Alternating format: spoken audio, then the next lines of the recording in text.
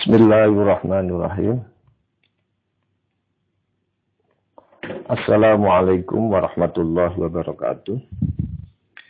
Para pemirsa kajian tafsir inspiratif yang dirahmati Allah, pada hari ini kita akan membaca ayat ke-13 masih dari surat Al-Baqarah.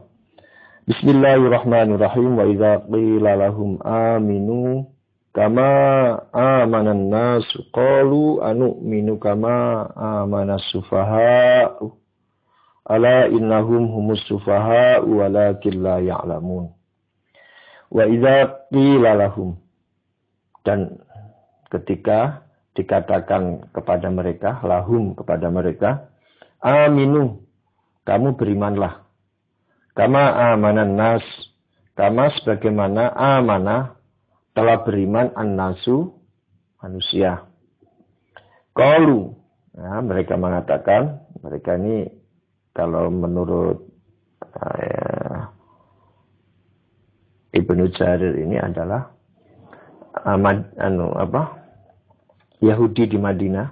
Qalu, mereka mengatakan, anu'minu kama amana sufaha. Adakah saya beriman kama sebagaimana amana sufaha? Amanah telah beriman as-sufaha'u, orang-orang bodoh. Jadi adakah saya harus beriman sebagaimana orang-orang bodoh yang beriman? Ya, dia menunjukkan golongan intelektual. Ya. Ala innahum, lalu Allah menegaskan, ketahuilah innahum, sesungguhnya mereka, mereka itu sufaha, adalah orang yang bodoh. Walakin la ya'lamun, tetapi mereka tidak mengetahui atas kebodohan itu. Jadi ayat ini sebenarnya ingin menjelaskan sikap orang Yahudi yang merasa punya kemampuan intelektual lebih hebat ya dibanding orang-orang beriman yang memang dari kalangan Arab Quraisy yang secara intelektual memang di bawah jauh dari orang-orang Yahudi. Nah, sehingga apabila mereka disuruh untuk beriman, ya, aminu kama amanan nas, berimanlah sebagai mana manusia. Maksudnya masyarakat Arab ketika itu yang memeluk Islam. Dan memang, ya, kalau kita lihat pemeluk-pemeluk Islam ketika itu memang dari kalangan seperti itu. Ini menunjukkan bahwa dia ingin menunjukkan bahwa intelektualitas, ya, pengetahuan itu jauh lebih tinggi derajatnya dibanding keimanan. Sehingga dia mengatakan, qalu anu'minu kama amana sufaha. Adakah saya beriman sebagaimana orang-orang yang bodoh beriman? Nah, oleh karena itu sikap yang demikian ini oleh Allah langsung dikoreksi, ya. Dikoreksi oleh Allah dalam ayat selanjutnya, ala innahum humus sufaha. Sesungguhnya mereka lah orang yang bodoh. Jadi orang yang punya daya nalar intelektual yang tinggi, ya, kemampuan pengetahuan yang tinggi, tetapi kalau tidak dibarengi dengan keimanan, sebenarnya mereka itu adalah orang yang bodoh.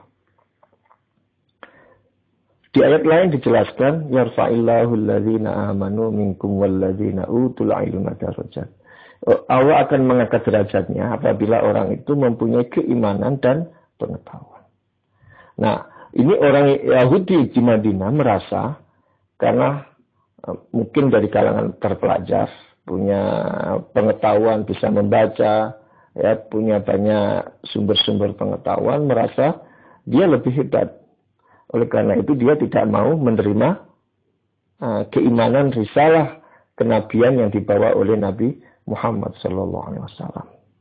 Nah, sikap yang demikian ini langsung dikoreksi oleh Allah Subhanahu wa Ta'ala.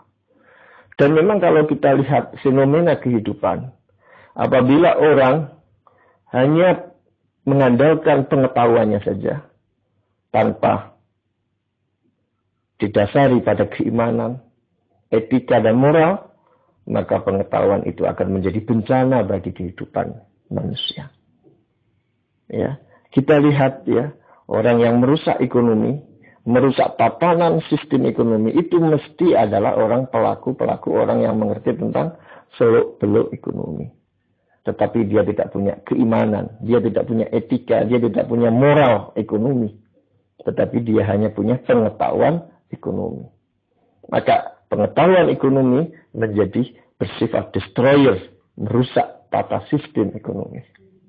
Orang-orang yang merusak tata hukum yang berlaku di masyarakat, tata kehidupan sosial, politik di masyarakat, itu adalah orang-orang yang mengerti tentang hukum. Akhir-akhir ini terjadi mafia hukum. Itu kalau kita lihat pelakunya semua sarjana hukum. Ya. Dia punya pengetahuan hukum tetapi tidak mempunyai moral hukum. Karena apa? Tidak ada keimanan. Dan pengetahuan ilmu tentang hukum menjadi sebab kehancuran kehidupan masyarakat. Karena terjadi ketidakadilan, kezaliman, konspiratif dan sebagainya. Begitu pula ya, orang yang merusak hutan itu mesti orang mengerti tentang hutan. Orang mengerti tentang apa isinya hutan, berapa kapasitas potensi di dalamnya. Yang jelas yang merusak hutan bukan orang hutan. Jadi ini yang perlu difahami, yang dapat diambil inspirasi dari ayat ini. Allah ingin menegaskan bahwa orang yang bodoh itu bukan yang orang yang beriman, tetapi orang yang berpengetahuan tanpa keimanan.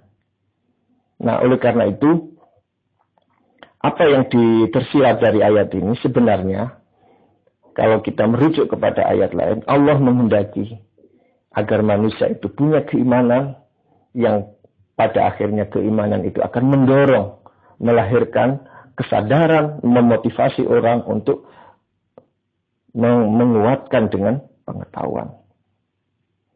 Sebagaimana terjadinya peradaban manusia yang terdahulu, peradaban Yunani, Mesir, yang mampu membangun satu bangunan yang monumental, itu semua didorong dari semangat keimanan mereka kepada Tuhan. Oleh karena itu Allah menegaskan bahwa sikap a priori orang-orang Yahudi terhadap orang Islam yang masuk iman sebagai seorang bodoh adalah sikap yang salah. Justru dialah yang bodoh. Oleh karena itu kita kembali kepada ayat yang lainnya di dalam Al-Quran disebut yarfa'illahu alladhina amanu minkum walladhina utul ilma darajat. Jadi gabungan antara keimanan dan pengetahuan. Inilah yang paling ideal. Inilah yang patut menjadi inspirasi dari ayat ini, bahwa keimananlah yang harus diperkokoh untuk membangkitkan semangat menjelajahi ilmu pengetahuan. Dengan demikian, maka kehidupan akan jauh lebih damai. Sistem ekonomi akan benar-benar memberi sistem yang memberi rasa kesejahteraan bersama. Apabila hukum didasarkan pada keimanan, maka hukum akan menjadi pelindung dan pengayom keadilan. Oleh karena itu, benar kata Allah, sebagaimana ayat tadi disampaikan, manusia akan dinaikkan derajatnya oleh Allah sekiranya manusia itu punya landasan keimanan dan pengetahuan.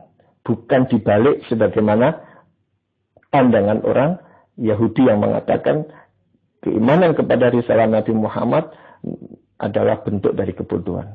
Itu adalah salah dari segi teori dan realitanya. Dan tentu ayat ini tidak terbantahkan bahwa keluhuran, bahwa kemajuan, kemajuan sebuah peradaban, pertumbuhan ekonomi itu didasarkan kepada semangat keimanan dan pengetahuan. Coba kalau ekonomi saja tanpa ada moral, maka di situ ada penindasan, ya, ada eksploitatif, sehingga yang kaya makin kaya, yang miskin makin miskin. Dan itulah kehidupan yang akan membawa kehancuran, ketidakseimbangan. Dengan keimanan, sekali lagi kita tegaskan ayat ini menginspirasikan kita, mendorong kepada kita agar kita memperkokoh keimanan sekaligus pengetahuan. Demikian kita lanjutkan pada ayat berikutnya. Assalamualaikum warahmatullahi wabarakatuh.